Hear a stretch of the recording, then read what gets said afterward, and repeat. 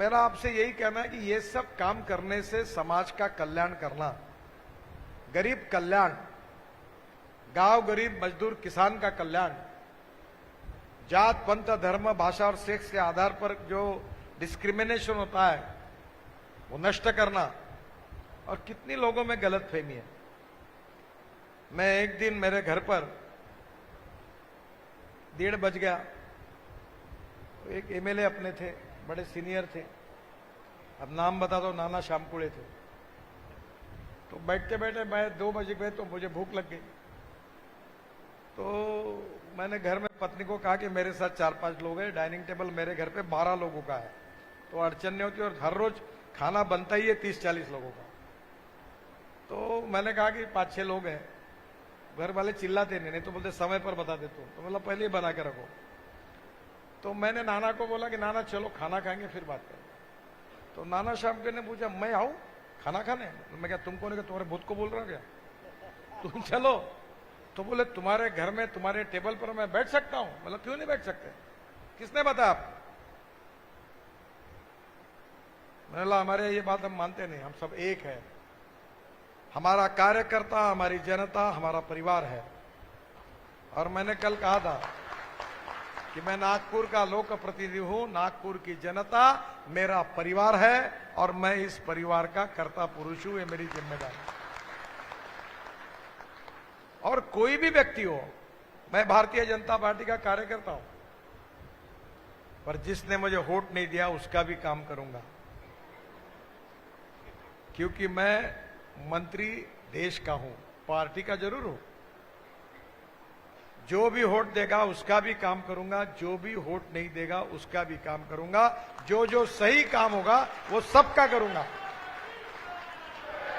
और गलत काम होगा तो अपने का भी नहीं करूंगा। और मैं अक्सर कार्यकर्ताओं को बोलता हूं काम भी बाद में करो, पहले अपने जीवन में 2 पैसे कमाओ। मुझे बहुत बार लोग आते हैं, एक जन आया बोला मैं देश को अपना जीवन देना चाहता हूं। अच्छा, पार्टी को अपना जीवन देना चाहता हूं, बहुत अच्छा। बोले घर में कौन है? बोले पत्नी है, बच्चे हैं। धंधा क्या है? बोले किराने का दुकान था, बंद पड़ गया। कैसे खाते हो? हालत बहुत खराब है। मैंने बोला तेरी जरूरत नहीं है पार्टी को, पहले अपना घर अच्छा चला ईमानदारी से, फिर देश का काम कर, फिर समाज का काम कर, तेरी जरूरत नहीं है। मतलब जो अपना घर अच्छा नहीं चला सकता वो देश को क्या अच्छा चलेगा? नगर सेवक और आमदार बन के क्या अच्छा काम करेगा? आमदार बना है बड़ा और घर में पत्नी नहीं पूछ रही, अरे मैं मिलिन के लिए नहीं बना रहा हूं तो क्या फायदा? और इसलिए एक एक शहर में एक एक परिवार अच्छा बनना है ना, देश अच्छा बनना है। और इसलिए हम वही जो हैप्पी ह्यूमन इंडेक्स है डोमेस्टिक, उसको पूरा करना हमारा उद्देश्य है। और वो करने की प्रक्रिया में हम सब लोग काम कर रहे हैं। और इस काम में आज भी हमारे प्रति गलतफहमियां हैं। गलतफहमी क्या है? कि हमारी पार्टी दलित समाज के विरोध में है, आरक्षण बंद करने वाली। अब बाबा साहब आंबेडकर जी का जहां जन्म स्थान था, जहां वो इंग्लैंड में रहते थे, उसका स्मारक हमारे पार्टी ने बनाया। बाबा साहब आंबेडकर का कार्यालय जहां था दिल्ली में, वहां आंबेडकर भवन हमारी सरकार ने बनाया। दीक्षा भूमि का पूरा काम हमने किया।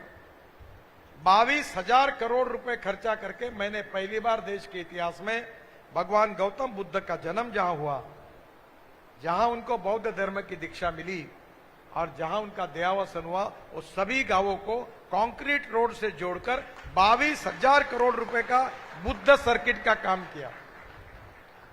अयोध्या में 30,000 करोड़ रुपए खर्चा करके प्रभु रामचंद्र के सर्किट का काम किया, तो बौद्ध सर्किट का भी काम किया। पर हमारे बारे में जब कन्विंस नहीं होता तो कंफ्यूज करने की बात होती है।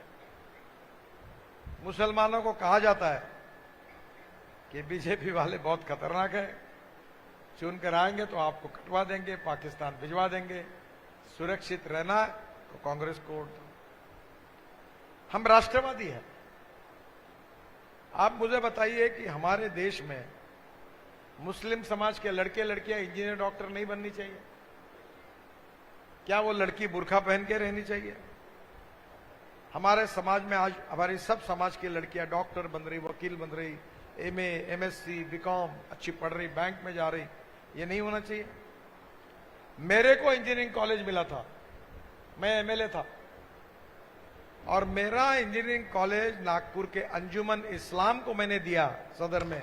और आज मुस्लिम समाज से 10,000 से ज्यादा लड़के लड़कियां उस कॉलेज से इंजीनियर बनी। वो कॉलेज देने का काम मैंने किया, तो क्या हम मुसलमानों के विरोध में हैं? ताजबाग का इतना अच्छा सौंदर्यीकरण हमने किया, ताजुद्दीन बाबा के वहां। हाँ, एक बात जरूर है, जिन्होंने वहां जमीन हड़पने का काम किया, पेटी का पैसा खाया, उनके ऊपर हमने कठोर कार्रवाई की। मैं कहा बाबा का पैसा है, जिसने जिसने माल कमाया उसकी पूरी धुलाई करो, नो प्रॉब्लम। बाबा का पैसा हराम का किसी को नहीं खाने देंगे। मंदिर और मस्जिद में भगवान का पैसा होता है, उसको हाथ नहीं लगाना। वो प्यारे खान को हमने अध्यक्ष बनाया, और मैंने उसको उदाहरण बताया कि गजानन महाराज का मंदिर है शेगांव में, और वहां मैं गया था। वो पाटिल जो थे वहां के ट्रस्टी बेचारे, उनका देहावसन हो, उनका लड़का काम करता है। मेरे को वहां मंदिर में बुलाया, मेरा सत्कार किया दर्शन होने के बाद, और चाय पिलाया। तो मैंने कहा साहब, पाटिल साहब आप भी लो ना। बोले नितिन जी, मैं इस मंदिर में पानी भी नहीं पिया हूं पिछले 40 साल से। मैं यहां केवल सेवा करता हूं, इस मंदिर में मैं पानी भी नहीं पीता हूं, पानी भी घर से बोतल में लाता हूं, चाय पीने का सवाल ही नहीं। ये भगवान की सेवा करने वाला आदर्श हमारे पास है। और वहां साले पेटी से पैसा निकाल निकाल के रफा दफा करना, ये कैसे चलेगा? तो मैं आपको यही कहूंगा कि ईमानदारी से पैसा कमाना गुनाह नहीं है। मैं बहुत कार्यकर्ता को करो, काम करो, पर ईमानदारी से सेवा का काम करो। हमारे यहां बहुत लोग आते हैं राजनीति में काम कर रहे हैं, क्या कर रहे हैं? सेवा का काम कर रहा हूं, क्या ये काम करा दो। मतलब भड़वेगिरी का काम है, सेवा का काम होता है क्या? तेरा काम कर देता हूं, चल गडकरी साहब के पास 5 लाख रुपए लगेंगे, ये धंधा नहीं करना। काम तुम्हारा लेके आओ, जरूर होगा, ये काम मत करो। मेरे ध्यान में आता है ये बात। तो मैं आपको एक ही बात बताऊंगा कि हमारी पार्टी को, हमारी संस्कार को, हमारी विचार को, हमारी कार्य पद्धति को, हमारी संगठन को और हमारे उद्दिष्ट को पूरा करने वाले आप सब कार्यकर्ता है। और आपका चाल चलन, व्यवहार और चरित्र जैसा होगा, वैसे ही पार्टी का मूल्यांकन होगा। हम कैसे हैं, उसके आधार पर पार्टी कैसी है, उसका मूल्यांकन होगा। और मुझे बहुत खुशी है कि पार्टी सर्वस्पर्शी बन गई। मां बहनें अपनी अच्छी कार्यकर्ता बनी हैं, अच्छे अच्छे लोग पार्टी में आए हैं। और आपका ये काम है कि आने वाले समय में हमारे हर चुनाव में हमको अच्छा लीड मिलना चाहिए। मुझे मालूम नहीं, इस बार शायद मुझे उत्तर नागपुर में लीड मिला था क्या? वोट बड़े छोड़ दो, लीड मिला था क्या?